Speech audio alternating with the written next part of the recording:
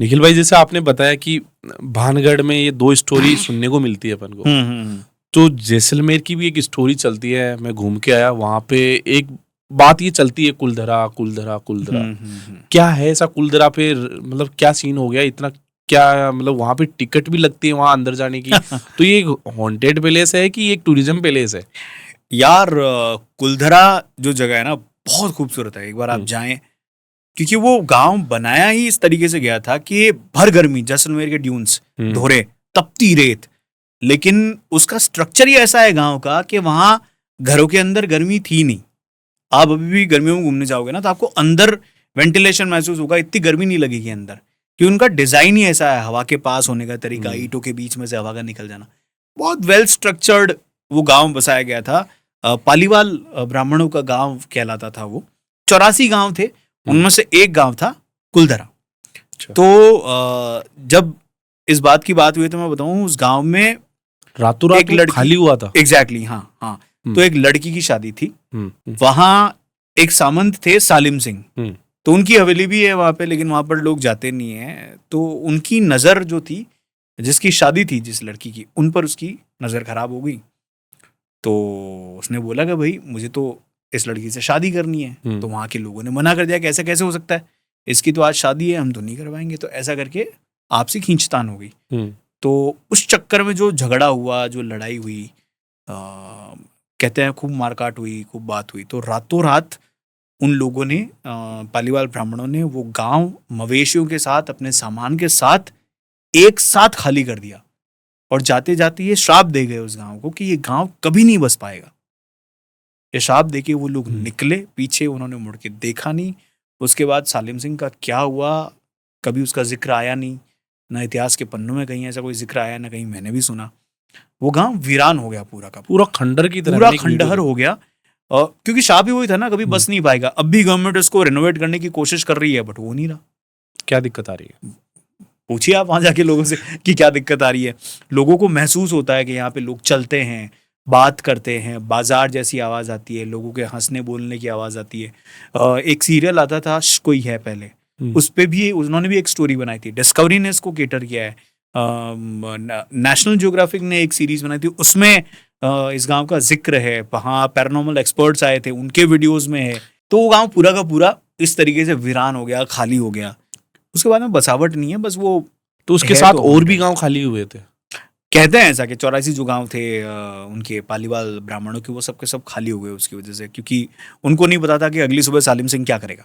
लेकिन वो कुछ कर ही नहीं पाया, उसका नाम भी नहीं आया कभी वापस से।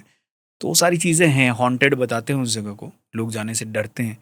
कुछ एक रीजन ये भी बताते हैं कि वहां पे पानी को लेकर कुछ समस्या हो गई थी, तो लोगों ने गांव छोड़ दिया था, जो कि टेक्निकल रीजन है, मान सकते हो आप उस बात को।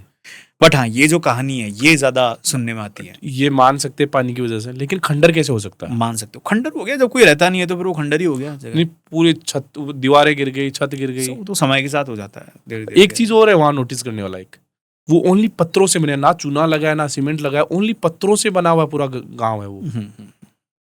तो वही कह रहा हूँ ना, वेंटिलेशन इतना तगड़ा था उस गांव का, स्ट्रक्चर इतना कमाल का था कि वहां गर्मी लगती नहीं थी, जबकि बीचों बीच में है रेगिस्तान में।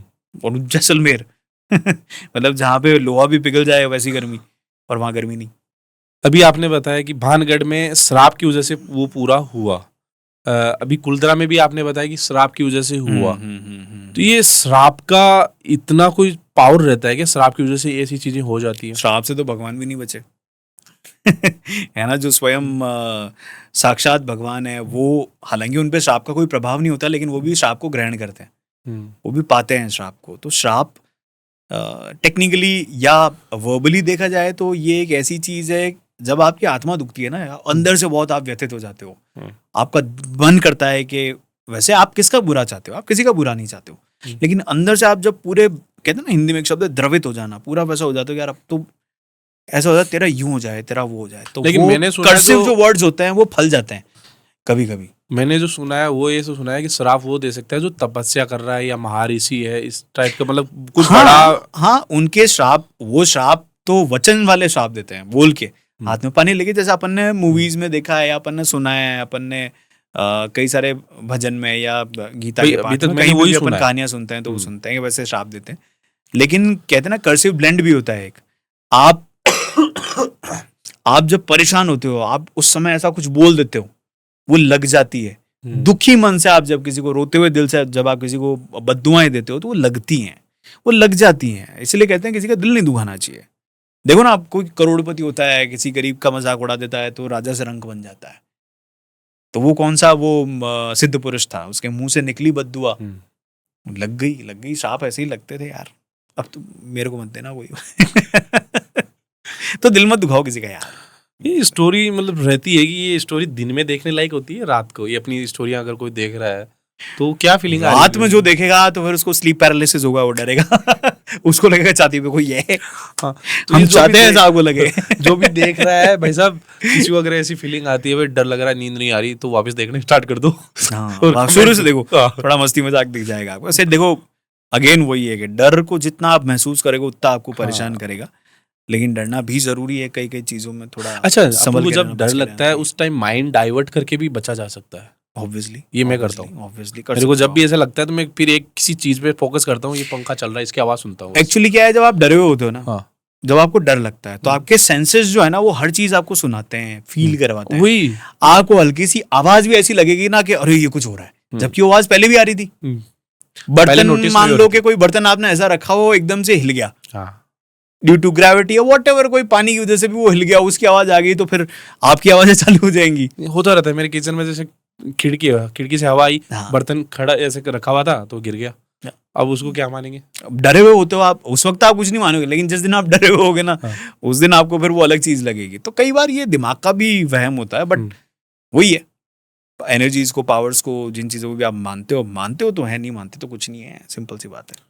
अच्छा, कुछ ऐसा भी सीन है कि कुछ ऐसा कोई हाथ में, गले में कुछ ऐसा पहन के अपन कहीं पे भी जा सके और इन चीजों का डर नहीं लगे, ऐसा और अपना भारी रहे, ये चीजें भी होती है?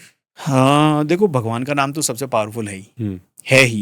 लेकिन मैंने ऐसे भी सुना है कि कुछ 7 धातु के कोई कड़ा पहन लेते हैं तो उसके बाद अपन कहीं पे भी जाए। कोई पता नहीं यार, मतलब मैं इन चीजों में थोड़ा कम बिलीव करता हूँ। मैं नाम में ज्यादा विश्वास करता हूँ, मैं इच्छा शक्ति में ज्यादा बिलीव करता हूँ। मैं, आप जितना भगवान को मानते हो, जिस भी देवता को आप ध्याते हो या पूजा करते हो, अर्चना करते हो, उसको आप स्ट्रांगली बिलीव करते हो, तो ये चीजें आपको हार्म नहीं करती हैं, नहीं कर सकती, क्योंकि आपका बिलीफ ही इतना स्ट्रांग है।